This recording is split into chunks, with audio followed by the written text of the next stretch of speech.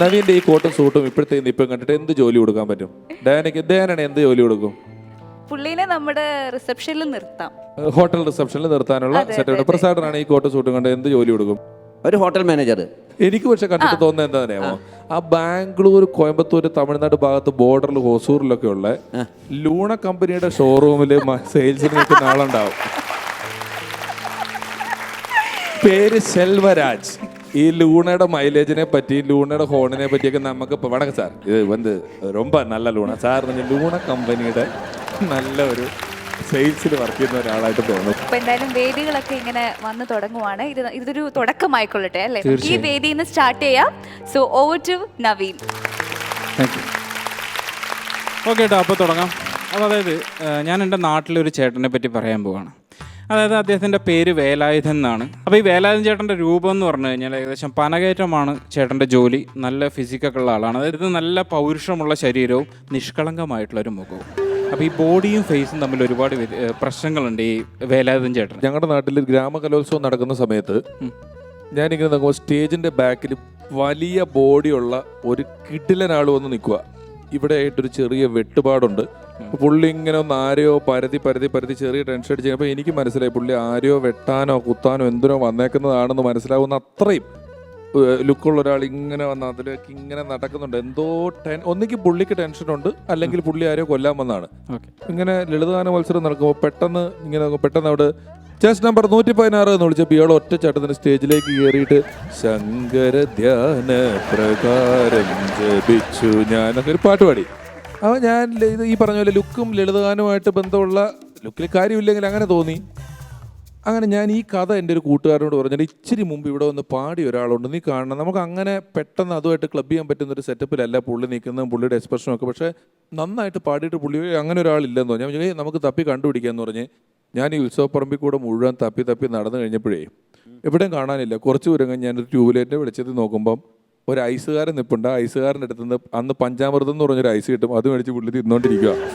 ഏറെക്കുറെ ഇതുപോലത്തെ ഒരാൾ തന്നെയാണ്. കാരണം പുള്ളി വളരെ സീരിയസ് ആയിട്ട് പല കാര്യങ്ങളും പറയും, പക്ഷെ നമുക്കത് ചിരിയാണ് ഉണ്ടാക്കുക. അപ്പോൾ വേലായുധൻ ചേട്ടൻ ഇപ്പോൾ ഉദാഹരണം പറയുകയാണെങ്കിൽ പുള്ളിക്ക് ചില ക്രൈറ്റീരിയകളുണ്ട് ആൾക്കാരെ അംഗീകരിക്കാനായിട്ട്. ഇപ്പോൾ പിഷാരടി ചേട്ടനെ പരിചയപ്പെടുത്തി കൊടുക്കുകയാണ്. ചേട്ടാ, ഇത് രമേഷ് പിഷാരടി എന്ന് പറയുന്ന ആളാണ്. ഇദ്ദേഹം വലിയൊരു കൊമേഡിയനാണ്, അതുപോലെ തന്നെ സിനിമാ സംവിധായകനാണ്, സിനിമാ നടനാണ്. എന്തുണ്ടായിട്ട് എന്താണ്, സർക്കാർ ജോലി ഉണ്ടാ, എങ്ങനെ ജീവിക്കും? പോട്ടെ, അങ്ങനെയാണെങ്കിൽ നമ്മൾ പാലക്കാട് മഹാനായ ചെമ്പൈ വൈദ്യനാഥ ഭാഗവതർ സംഗീത കുലപതിയാണ്. പാലക്കാടിൻ്റെ പേര് ലോകം മുഴുവൻ എത്തിച്ചാണ്. എന്നിട്ടെന്താ കാര്യം, സർക്കാർ ജോലി ഇല്ലല്ലോ. പോട്ടെ, അങ്ങനെയാണെങ്കിൽ MGR സർക്കാർ തന്നെയുണ്ട്. പുള്ളി തമിഴ്നാട് മുഖ്യമന്ത്രിയാണ്, പാലക്കാടുകാരനാണ്. എന്ത് മുഖ്യമന്ത്രിയായിട്ട് എന്താണ്, സർക്കാർ ജോലി ഉണ്ടാ? ഇനിയിപ്പോൾ ട്രംപിൻ്റെ പേര് പറഞ്ഞാൽ പോലും സർക്കാർ ജോലി ഇല്ലെങ്കിൽ പുള്ളി അംഗീകരിക്കില്ല. ഇതാണ് വേലായുധൻ. ഇങ്ങനെ ചില കാര്യങ്ങൾ സംസാരിക്കുന്ന സമയത്ത് ഈ സൗണ്ട് എഫക്റ്റ് ഇട്ടിട്ടാണ് സംസാരിക്കുക. ഉദാഹരണം, ഇപ്പോൾ ഒരാൾ ഇവിടെ നിന്ന് വീണു എന്ന് നമ്മൾ പറയും. വേലായുധൻ ചേട്ടൻ പറയുകയാണെങ്കിൽ അയാൾ അവിടെ നിന്ന് പൊത്തക്കടിയോ എന്ന് വീണു. ഈ പൊത്തക്കടിയോ എന്ന് പറയുന്നത് ഈ വീഴുന്നതിൻ്റെ ഒരു എഫക്റ്റാണ്. പൊത്തക്കടിയോ വീണു. അതുപോലെ ഒരാൾ പെട്ടെന്ന് വന്നു, സ്വൈന്ന് വന്നു, ഈ വരുന്നതിൻ്റെയാണ് സ്വൈൻ, ആ കാറ്റിൻ്റെ ഒരു സംഭവം. അതുപോലെ പെട്ടെന്ന് പോയി, പൊസ്കുന്ന് പോയി. ഈ പൊസ്കുന്ന് പോയി എന്ന് പറയുമ്പോൾ ഈ ഈ സ്റ്റോപ്പ് ബ്ലോക്കിൽ ഒരാൾ പെട്ടെന്ന് പോകുന്നു, പൊസ്ക്, ഈ പൊസ്കുന്ന് പോയി. ഫുള്ള് എഫക്റ്റാണ്, സൗണ്ട് എഫക്റ്റാണ് ഈ പുള്ളിക്കുള്ളത്. അപ്പോൾ ഇങ്ങനെ പിടിച്ച് കോടീശ്വരനൊക്കെ അവതരിപ്പിക്കാൻ നിർത്തിയുള്ള അവസ്ഥ എന്തായിരിക്കും? ദേ പോയി, ദാ വന്നു, ഇതൊക്കെ നമ്മൾ പറയുമല്ലോ. ഇത് ഇത്രയൊന്നും വലിച്ചു കിട്ടില്ല. പൊസ്കുന്ന് പോയി, സ്വയന്ന് വന്നു, പരിപാടിയായി. കണ്ണൂരിലൊക്കെ കുറവാക്കുക എന്ന് പറഞ്ഞാൽ കളിയാക്കുകയാണ്. നിങ്ങൾ കുറവാക്കരുത് കേട്ടോ ആരെയും. നിങ്ങൾ കുറവാക്കി പറയുന്നത് മോശമാണെന്ന് പറഞ്ഞാൽ ഒരാളെ കളിയാക്കുക എന്നുള്ളതാണ്. അപ്പം ഒരു വലിയ ഇടതുപക്ഷത്തിൻ്റെ കോട്ടയിലൊരു പരിപാടിക്ക് ഞാനും സലീം കുമാർ ഏട്ടൻ്റെ ട്രൂപ്പിലാണ്. സലീം കുമാർ ഏട്ടനെ ചെന്നപ്പം അവർ വന്നിട്ട് ഞങ്ങളോടൊരു കണ്ടീഷൻ പറഞ്ഞു. ഞാനും സലീമേട്ടൻ നിൽക്കുന്നുണ്ട്, നിങ്ങൾ EK നായനാരെ കുറവാക്കരുത്. EK നായനാരെ കുറവാക്കിയാൽ പ്രശ്നമാവും, നിങ്ങൾക്ക് പോകാൻ പറ്റില്ല എന്ന് പറഞ്ഞു. അപ്പം പുള്ളി പോയി. ഉടനെ സലീമേട്ടൻ വന്നു, അതെ EK നായനാരെ കുറയ്ക്കരുതെന്നാണ് പറഞ്ഞേക്കെന്ന് പറഞ്ഞ് ഫസ്റ്റ് ഐറ്റം തന്നെ EK നായനാരുടെ ഫോണിൻ പ്രോഗ്രാം തുടങ്ങുന്നതിന് മുമ്പ് ആ കാര്യം വന്നിട്ട് നിങ്ങളോട് കുറവാക്കരുതെന്ന് പറഞ്ഞല്ലേ, എന്നാൽ സലീമേട്ടൻ കുറവാക്കിയില്ലല്ലോ, ഇതിൽ കൂടുതലാക്കാൻ പറ്റൂലെന്ന് പറഞ്ഞ് ഭയങ്കര തർക്കം. എൻ്റെ വീട് പാലക്കാട് നിന്ന് ഞാൻ നടത്തുമ്പോൾ കല്ലേപ്പുള്ളി തെക്കുമുറി എന്ന് പറയുന്ന സ്ഥലത്താണ്. വീടിനും കിടക്കട്ടെ ഒരു പ്രൊമോഷൻ. അപ്പോൾ ഈ കല്ലേപ്പുള്ളി എൻ്റെ വീട്ടിലേക്ക് ഒരു സുഹൃത്ത് വരികയാണ്. അപ്പോൾ ഞാൻ സുഹൃത്തിനോട് പറഞ്ഞു, എടാ കല്ലേപ്പുള്ളി ജംഗ്ഷനിൽ വന്നിട്ട് ആരോടെങ്കിലും ചോദിച്ചാൽ മതി, എൻ്റെ വീട് ചോദിച്ചാൽ കാണിച്ചു തരും എന്ന് പറഞ്ഞു. എൻ്റെ കഷ്ടകാലത്തിന് ഇവൻ പോയി ചോദിച്ചത് ഈ വേലായുധേട്ടനോടാണ്. അപ്പോൾ വേലായുധേട്ടനോട് ചോദിച്ചു, ചേട്ടാ ഈ നവീൻ്റെ വീട് ഏത് നവീനടാ? അല്ല മറ്റേ മിമിക്രിക്കൊക്കെ പോണത്. ആ കൂമനാ. അപ്പോൾ അതല്ല ഏട്ടാ, ഈ മിമിക്രിക്കൊക്കെ പോകുന്ന മറ്റേ നവീനില്ലേ, അതന്നെ ആ കൂമൻ ചക്കനല്ലേ, ഞാൻ കാണിച്ചു തരാം പറഞ്ഞിട്ട് കൃത്യമായിട്ട് എൻ്റെ വീട്ടിൽ കൊണ്ടുവന്നാക്കി. അന്ന് മുതൽ കൂട്ടുകാരുടെ ഇടയിൽ എനിക്കൊരു പേര് വീണു, കൂമൻ. ഈ കൂമൻ എന്ന് പറഞ്ഞ പാലക്കാട് അത് മൂങ്ങേനാണ് പറയുന്നത്.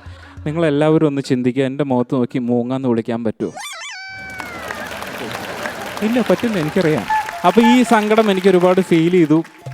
ഞാൻ സങ്കടപ്പെട്ട് നിൽക്കുന്ന വേലായുധേട്ടനെ കണ്ടു. ഞാൻ റോഡിൽ തടുത്ത് നിർത്തി നിങ്ങളോട് ചോദിച്ചു ഇതേ ചോദ്യം, നിങ്ങൾക്ക് എൻ്റെ മുഖത്ത് നോക്കി എങ്ങനെ മൂങ്ങാന്ന് വിളിക്കാൻ തോന്നി? അതിന് നിന്നെ കണ്ട മൂങ്ങേനെ പോലെയൊന്നും ഇല്ലല്ലോടാ. അത് തന്നെയാണ് പറഞ്ഞത്. നിങ്ങൾ എൻ്റെ കൂട്ടുകാരോട് പോയിട്ട് വെറുതെ മൂങ്ങാന്നുള്ള ആവശ്യമില്ലാത്ത പേരൊക്കെ പറഞ്ഞിട്ട് അവസാനം ഞാൻ നാണം കിട്ടും. എനിക്ക് ഇങ്ങനെ പറയും, നീ കൂമൻ്റെ പണി ചെയ്തപ്പോഴാണ് ഞാൻ നിന്നെ കൂമാന്ന് വിളിച്ചത്. ഞാൻ പറഞ്ഞു, ഞാൻ എന്ത് കൂമൻ്റെ പണി ചെയ്തു? നീ ഇപ്പോൾ എന്ത് പണിക്കാണ് പോണ്? അപ്പം ഞാൻ പറഞ്ഞു, ഞാൻ മിമിക്രിക്കാണ് പോണത്. ശരി, എത്ര മണിക്ക് പരിപാടിക്ക് പോകും? വൈകുന്നേരം 6:30 ഞാൻ പരിപാടിക്ക് പോകും. എന്നിട്ട് അവിടെ പോയിട്ട് എന്ത് കാണിക്കും? ഞാൻ മെയിനായിട്ട് സൗണ്ടുകളൊക്കെയാണ് ചെയ്യണത്. ഒച്ച ഉണ്ടാക്കും, അതല്ലേ? അവിടെ പോയിട്ട് കുറച്ച് സൗണ്ടൊക്കെ ഉണ്ടാക്കും. എന്നിട്ട് എത്ര മണിക്ക് തിരിച്ചു വരും? ഞാൻ പറഞ്ഞു, പുലർച്ചെ വീടെത്തും, അല്ലെങ്കിൽ ചിലപ്പോൾ നേരം വിളിക്കും. എന്നിട്ട് എന്ത് കാണിക്കും? എന്നിട്ട് സുഖമായിട്ട് കിടന്നുറങ്ങും. ഇതൊക്കെ തന്നെയല്ലേടാ കൂമനും കാണിക്കുന്നത്. ഞാനൊരിക്കൽ പാലക്കാട് ഒരു പരിപാടിക്ക് പോയിട്ട് ഉത്സവപ്പുറത്തിനടുത്ത് ഞങ്ങളൊരു വീട്ടിൽ നിർത്തിയപ്പോൾ ആ വീട്ടുകാരൻ അയാളുടെ മോനെ കൊണ്ടുവന്ന് പരിചയപ്പെടുത്തിയിട്ട് പറഞ്ഞു, ഇവൻ നല്ല കലാകാരനാണ്, പക്ഷെ ഇപ്പം ഈ പാലക്കാടല്ലേ, എറണാകുളത്തൊക്കെ ആയിരുന്നെങ്കിൽ നിങ്ങളുടെ ട്രൂപ്പിലൊക്കെ എനിക്ക് കയറ്റി വിടായിരുന്നു. അപ്പോൾ ഞാൻ ചോദിച്ചു, പുള്ളി എന്തൊക്കെ ചെയ്യും? 4-5 നടന്മാരുടെ ഒച്ചയും പറയും, 2-3 പേരുടെ മുഞ്ഞിയും കാണിക്കുമെന്ന്. മുഞ്ഞിന്ന് വെച്ചാൽ ഫിഗർ. 4 പേരുടെ ശബ്ദം കേൾപ്പിക്കും, 2 പേരുടെ ഫിഗറും കാണിക്കും. അതിനാണ് പറഞ്ഞത്. അപ്പോൾ ഞാൻ പാലക്കാടുകാരനായതുകൊണ്ട് പാലക്കാടിനോട് വലിയൊരു സ്നേഹമുണ്ട്. അതുകൊണ്ട് തന്നെ പാലക്കാടുള്ള ആളുകൾ നല്ല നിഷ്കളങ്കരായിട്ടുള്ള ആളുകളാണ്. അതുപോലെ പാവങ്ങളാണ്, വലിയ ആഗ്രഹങ്ങളൊന്നുമില്ലാതെ നല്ല രീതിയിൽ ജീവിച്ചു പോകുന്ന ആളുകളാണ്. അപ്പം നിങ്ങൾക്ക് തോന്നും പാലക്കാടിലെ എല്ലാവരും അങ്ങനെയാണോ? അല്ല, രമേശ് എവിടെ അല്ലേ, പാലക്കാടുകാരനല്ലേ? നിങ്ങൾ തമ്മിൽ നേരത്തെ റിഹേഴ്സൽ ചെയ്തായിരുന്നോ എന്തെങ്കിലും? എനിക്ക് അങ്ങനെ അറിയാല്ല. അപ്പോൾ എല്ലാവരും ഒന്നും അങ്ങനെയല്ല. പിന്നെ എനിക്ക് തിരിച്ച് പാലക്കാട് പോകണം എന്നുള്ളതുകൊണ്ട് ഞാൻ ഇങ്ങനെയൊക്കെ പറഞ്ഞു എന്ന് മാത്രമേ ഉള്ളൂ. Thank you. പ്രസാദേട്ടൻ ഞാനും കൂടെ, പ്രസാദേട്ടൻ്റെ പ്രസാദിന്റെ ഷോ അല്ല, വേറൊരു ഷോ നടക്കുകയാണ്. അത് ജനസേവാ ശിശുഭവൻ എന്ന് പറയുന്ന ഇവർ നടത്തുന്ന ഒരു ഷോ ആയിരുന്നു. അപ്പോൾ അന്ന് കാലത്ത് ഈ സ്നേക്ക് ഡാൻസ് എന്ന് പറഞ്ഞൊരു പാമ്പ് ഡാൻസ് ഭയങ്കര പോപ്പുലറായി. ഇപ്പം ഈ മൃഗസംരക്ഷണ വകുപ്പ് പിടിക്കുന്ന അറിയത്തില്ല. കാരണം ഒരാൾ തമിഴ്നാട്ടിലെങ്ങാണ്ടുള്ള ആൾ, അയാൾ വരും, എന്നിട്ട് പെട്ടെന്ന് തന്നെ 2 മലമ്പാമ്പിനെ എടുത്ത് കഴുത്തിലിടും, ടീഷർട്ടിനകത്തേക്ക് കുറേ പാമ്പിനെ ഇടും, എന്നിട്ട് സ്റ്റേജിൽ വന്ന് ഒരു പാട്ടൊക്കെ വെച്ചിട്ട് ഇടയ്ക്ക് ഈ പാമ്പിനെ അഴിച്ചു വിടും, ടീഷർട്ടിനകത്ത് നിന്ന് 2 പാമ്പിനെ എടുത്ത് പുറത്ത് വയ്ക്കും, 10 പിടത്തെ പാമ്പിന് സ്റ്റേജിൽ വെച്ച് നെറുകം തല്ലിൽ ഉമ്മ കൊടുക്കും. ഇങ്ങനെയൊക്കെയുള്ള പരിപാടിയാണ്. അപ്പം പെട്ടെന്ന് സ്നേക്ക് ഡാൻസ് തുടങ്ങി. ഞങ്ങളെല്ലാം സ്റ്റേജിൻ്റെ സൈഡിൽ ഇത് കണ്ടുകൊണ്ട് നിൽക്കുമ്പോൾ ഞാൻ ഇച്ചിരി കണ്ടിട്ട് ഞാൻ പുറത്തേക്ക് ഇറങ്ങിയപ്പോൾ പ്രസാദേട്ടൻ മാത്രം ആ വരാന്തയിൽ, അയ്യോ ദൈവമേ, എൻ്റെ കുഞ്ഞുങ്ങളെ കാത്തേ ദൈവമേ, അമ്മേ ചോറ്റാനിക്കര അമ്മേ രക്ഷിക്കണേ എന്നൊക്കെ പറഞ്ഞ് നടക്കുക. ഞാൻ പ്രസാദിന് പറഞ്ഞു, പ്രസാദേട്ടന് പാമ്പുകളെ കാണുന്നതിന് എന്തെങ്കിലും പ്രശ്നമുണ്ടോ? ചിലർക്ക് അങ്ങനെ ഒരു ഇറിറ്റേഷൻ. കാണുന്നതിനൊന്നും കുഴപ്പമില്ല, എന്നാലും എൻ്റെ മുജ്ജന്മ സുഹൃതം കുടുംബം പരദേവതകളെ എന്നൊക്കെ പറഞ്ഞൊക്കെ പ്രാർത്ഥിക്കുന്നുണ്ട്. അപ്പോൾ എനിക്കിത് എന്താ സംഗതി എന്ന് മനസ്സിലായില്ല. സംഗതി എന്താണെന്ന് വെച്ച് കഴിഞ്ഞാൽ, ഈ പാമ്പിനെ അങ്ങനെ ഇങ്ങനെയൊന്നും കൊണ്ടുവരാൻ പാടില്ല. ശരിക്കും പ്രൈവറ്റ് കൺവെൻസിൽ, പബ്ലിക് കൺവെൻസിൽ പാമ്പിനെ കൊണ്ടുവരാൻ പാടില്ല. ഇയാൾ അങ്ങനെ കാറ് വിളിച്ചൊന്നും വരുന്ന ഒരാളൊന്നുമല്ല. ഇയാൾ സാധാരണ ഒരു നമ്മൾ ഡ്രസ്സ് കൊണ്ടുപോകുന്ന പോലത്തെ ബാഗിനകത്താണ് ഒരു 20 മൂർഖനും 2 മലമ്പാമ്പുമായിട്ട് ട്രാൻസ്പോർട്ടേഴ്സ് കയറി അയാൾ വരുന്നത്. അപ്പം ഞാൻ അപ്പോഴും ഇതൊക്കെ പിന്നെ അറിയുന്നത്. ഞാൻ പ്രസാദേട്ടൻ എന്താ ടെൻഷൻ എന്ന് വെച്ചാൽ, പ്രസാദേട്ടൻ പറയണേ, അയ്യോ ഇരുട്ടത്ത് എൻ്റെ ബാഗും അവൻ്റെ ബാഗും അടുത്തടുത്തായിരുന്നേ. കഴിഞ്ഞ സ്കിറ്റിൻ്റെ സമയത്ത് പൗഡർ ഉണ്ടോ എന്ന് നോക്കാൻ വേണ്ടി ഞാൻ സിബ് തുറന്നിട്ട് പാമ്പിൻ്റെ കൊട്ടയിൽ കൈയിട്ട് തപ്പിയായിരുന്നു എന്ന് കുറേ നേരം. ഞാൻ നോക്കുമ്പം പ്രസാദേട്ടൻ്റെ ബാഗും ഇവൻ്റെ ബാഗും ഒരേപോലത്തെ ബാഗാവും. അവൻ പാമ്പിനെ ഇട്ട ബാഗിനകത്ത് സ്റ്റേജിൽ ഷോ നടക്കുമ്പോൾ മുടി നരപ്പിക്കാൻ വേണ്ടിയിട്ട് പൗഡർ എടുക്കാൻ വേണ്ടി തുറന്നിട്ട് കൈയിട്ട് ഇളക്കി. ഏതോ മൂർഖൻ ഉറങ്ങുമായോണ്ട് കൊത്തിയില്ല. കുറച്ച് പൊടിപ്പും തൊങ്ങലും ഒക്കെ കേട്ടിട്ടുണ്ട്, കാര്യം നടന്നിട്ടുണ്ട്.